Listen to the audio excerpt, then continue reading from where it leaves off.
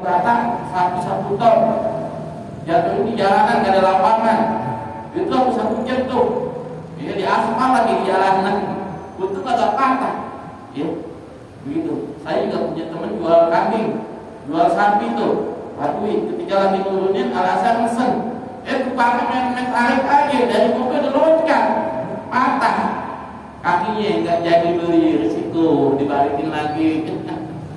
Kasihan yang jual, makanya tukang ini yang ngurusin hati-hati ketika lagi nurunin sapi tuh dari mobil, pelan-pelan kalau bisa kasih kita aja yang turunan, jangan suruh loncat. Lumayan loncat ya 1 meter, sapi terbangnya gede, dia loncat 1 meter, yang ada bisa patah kakinya. Begitu, kalau udah patah nggak sah dijadikan hewan kurban. Itu yang kedua. Yang pertama pecek, nyatak peceknya. Yang kedua pincang, nggak sah dijadikan hewan kurban. Wasaisu al-maridatul bainu mabduha. Yang ketiga yaitu hewan atau kambing ternak yang berpenyakitan, yang jelas penyakitnya ya, seperti dari dinas kesehatan nyata ini sapi kambing berpenyakitan. Contoh yang kemarin tuh akta buduk seluruh badannya, itu jangan ya. Kambing yang berpenyakitan ya jangan, sehingga menyebabkan nggak nafsu makan. Jadi kambing yang berpenyakitan itu nggak sah dijadikan hewan kurban ya. Wala yaduru, dan tidak mengapa yasirul hadilumur, sakit yang sedikit. Kalau ada kambing atau sapi sekedar pilek-pilek dikit menjadi masalah, atau dia sariawan kebanyakan makan daun nangka. Kambing angka hijau dikasih daun nangka sehingga sariawan tuh nggak jadi masalah, jadikan hewan kurban. Kalau dia sakit atau menguyung nggak nafsu makan, atau dia penyakit gatal-gatal seluruh tubuhnya, nggak sah dijadikan hewan kurban. Baik sapi maupun kambing atau unta yang berpenyakitan nggak sah dijadikan hewan kurban. Begitu. Itu yang ketiga. Yang pertama yang pecek, yang pincang, yang berpenyakitan. Warabiu al-ajma'u. Yang keempat yang kurus kering, tinggal kulit anti tulang doang. Al-ajma' artinya sapi atau kambing atau onta yang kurus kering, nggak ada dagingnya, tinggal kulit ada tulangnya doang. Ya, mau kurban baru 1,5 juta. Ada tuh kambing yang 1 juta harganya, tinggal kulit ada tulangnya doang, nggak sah dijadikan hewan kurban. Yang mahal dikit, yang 3,5 juta, yang 4 juta, jangan duit kenal barang. Kalau harganya murah, kualitasnya begitu. Ada umur cukup 2 tahun kambing Jawa, cuma tinggal kulit dan tulangnya doang, nggak sah dijadikan hewan kurban. Gitu. Warabi wa'alipa'u. Yang keempat yang nggak sah, yang kurus kering, wahia alladhi dhahaba ruhuha, yaitu yang hilang sumsumnya. Ayat dhahaba dimakuha, yang telah hilang isi otaknya. Minal hazal, sebab kurus al-hafililah yang terjadi karena kurang makan. Jadi yang keempat yang gak sah jadikan hewan kurban yaitu yang kurus dan kering, tidak ada dagingnya. Yang pertama yang pecek, pincang, berpenyakitan, yang kurus kering, yang tinggal tulang dan kulitnya dua. Itu gitu. Jadi Pak Iti harus perhatiin nih, jangan beli yang pincang, jangan beli yang pecek, jangan beli yang berpenyakitan, jangan beli yang kurus kan kering, yang tinggal tulang dan kulitnya dua. Wa yusiul hisiyu al-maktu'ul wasiyataini, dan sah kurban dengan yang dikebiri. Al-maktu'ul wasiyataini, yang dihilangkan 2 biji kemaluannya. Jadi untuk kambing yang dihilangkan 2 kemaluannya yang dikebiri sah jadikan hewan kurban. Sebabnya gemuk, makan tidur nggak kawin. Jadi untuk kambing yang dikebiri sah dijadikan hewan kurban. Sapi yang dikebiri, onta yang dikebiri, yang dihilangkan 2 kemaluannya sah dijadikan hewan kurban. Tapi sebabnya karena gemuk, ya, makan minum nggak kawin, pikirannya makan minum, nggak kenal perempuan. Kenapa? Karena yang dikebiri. Ya, ada orang dulu ada tuh orang tua dulu tuh sering kebiri kambing. Ya, kalau kambing dikebiri jadi gemuk, daging jadi bagus, jadi sah, jadikan hewan kurban. Begitu. Gak lengkap kan Ustaz? Anggota badannya kan lengkap. Ya, lengkap, tapi sah. Ulama telah menyebutkan ada yang lengkap, kalau kepingin putus nggak sah. Jadi untuk kambing yang dikebiri walaupun nggak lengkap anggota badannya, kemaluan itu tetap sah. Jadi dilihat bukan nggak lengkap karena gemuknya, gemuknya, gitu.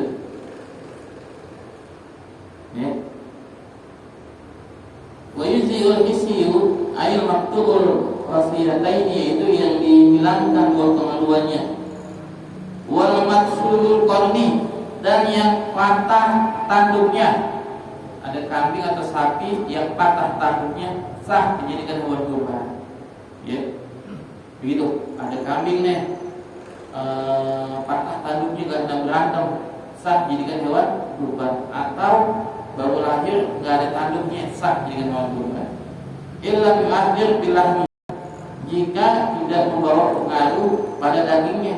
Tapi kalau patah tanduknya menyebabkan dia jadi kurus kering, nggak sah dijadikan hewan kurban. Lihat patokan ini, kalau dia patah tanduknya karena berantem, kemudian dengan nafsu makan badan jadi kurus, itu nggak sah dijadikan hewan kurban. Kalau patah tanduknya makannya masih doyan, gemuk badannya, itu sah dijadikan hewan kurban. Jadi kalau untuk patah tanduknya patokannya mengenai dagingnya. Kalau dia tanduknya nafsu makannya doyan, gemuk, sah. Patah tanduknya nggak jadi nafsu makan, nunyuh, badannya jadi kurus, tinggal kulit ambil tulangnya doang, nggak sah dijadikan hewan kurban. Patokan begitu. Wa yuzihu aidan faqidatul qurun, dan sah pula kurban dengan hewan yang dari lahir nggak ada tanduknya. Ya, lahir nggak ada tanduknya, dari lahir sampai dia kupah nggak ada tanduknya, sampai dia tua nggak ada tanduk. Mau kambing kan atau sapi, umur dari kambing udah kupah lewat dari 2 tahun, tapi nggak nunggu tanduk, itu sah jadikan hewan kurban. Ya, ada sapi umurnya udah kupah 2 tahun lebih, tapi nggak muncul tanduk, itu sah jadikan hewan kurban. Begitu. Ya, mau sapi kan, kambing kan, kalau dia lahir memang nggak ada tanduknya, sampai dia dewasa, sampai dia kupang, sampai cukup umurnya jadikan hewan kurban, sah dijadikan hewan kurban. Begitu. Wahia, kambing yang tanpa tanduk, sapi atau kambing tanpa tanduk, al-musammatu bil jalbah, dinami jalbah. Jadi jalbah itu adalah jenis kambing atau sapi yang lahir tanpa tanduk sampai dia dewasa. Jadi sapi atau kambing yang dewasa dari dilahir sampai dikupah nggak tumbuh tanduk, itu namanya jalbah, istilah bahasa Arab.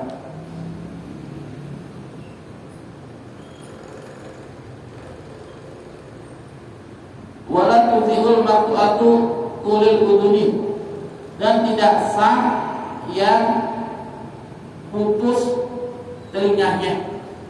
Ada kambingnya atau sapi telinganya putus, mau baik seluruhnya atau sebagiannya, nggak sah jadikan hewan kurban. Walaupun gemuk, sehat, tapi kupingnya putus sebelah atau semuanya, nggak sah jadikan hewan kurban.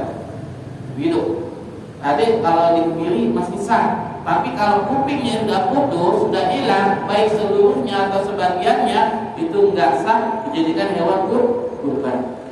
Begitu. Wala ba'diha, maupun sebagian kupingnya hilang.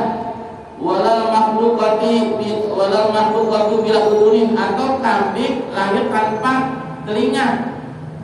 Dari lahir tanpa telinga, sampai dia gede nggak tumbuh telinga, itu nggak sah dijadikan hewan kurban. Jadi kalau dari lahir nggak ada tanduk masih sah, tapi dari lahir dia nggak tumbuh telinga, sampai dia gede nggak telinganya nggak nongol, itu nggak sah dijadikan hewan kurban. Mau kambing kan, sapi kan, patah kan, kalau dia lahir tanpa telinga nggak sah, atau telinganya putus nggak sah, seluruhnya hilang nggak sah, begitu jadikan hewan kurban.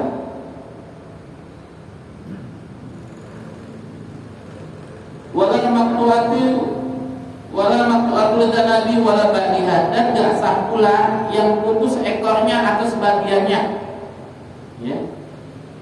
Wala maqtu'atul dzanabi wala ba'dihi, dan tidak sah pula kambing atau sapi yang putus ekornya baik seluruhnya maupun sebagiannya.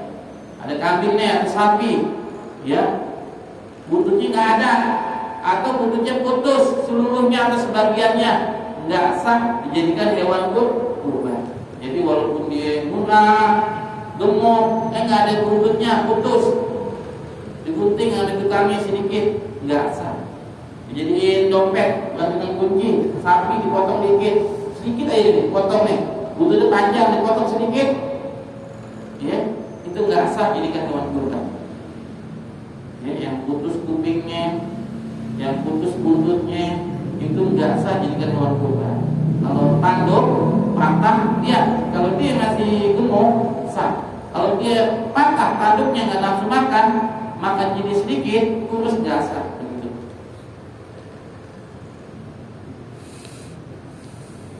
Wa yadkhulu waqtu tadhhiril udhiyati min waqti sholatil Id, masuk waktu penyembelihan untuk kurban dari waktu sholat Id.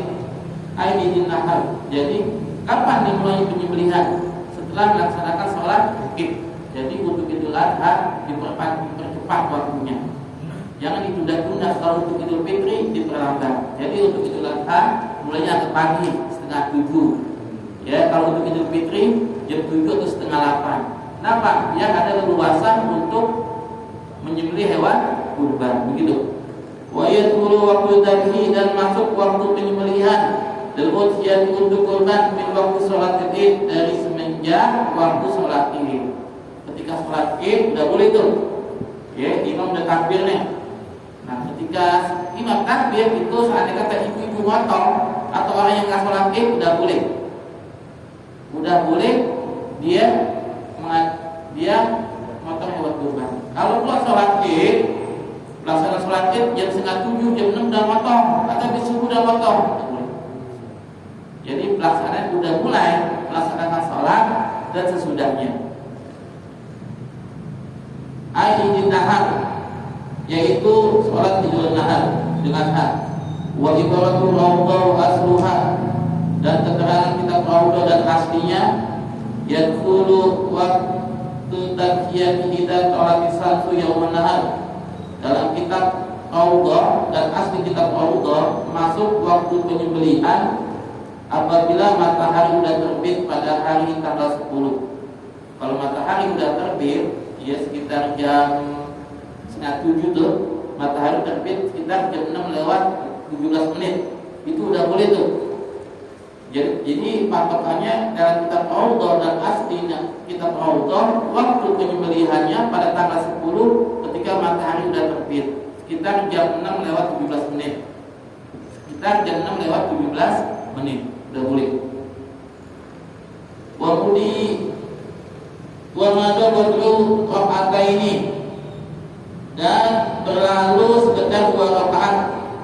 Wa khutbataini hafifataini, dan berlalu wa madabatu rakaataini wa khutbataini hafifataini, lewatin sekitar 2 rakaat dan 2 khutbah yang ringan. Jadi untuk sholat Idul Adha, ya, itu agak pagian, jam 6:30. Kemudian sholat, kemudian khutbahnya panjang-panjang. Ya, kalau khutbah Idul Adha jangan panjang, ya, cukup 10 menit atau 15 menit. Jadi untuk khutbah Idul Adha jangan panjang. Selesai sholat, khutbah jangan panjang-panjang, biar ada leluasa untuk menyembelih hewan kurban. Gitu.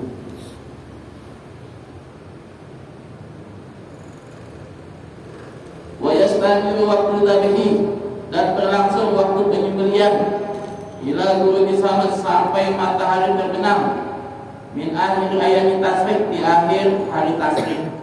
Kapan?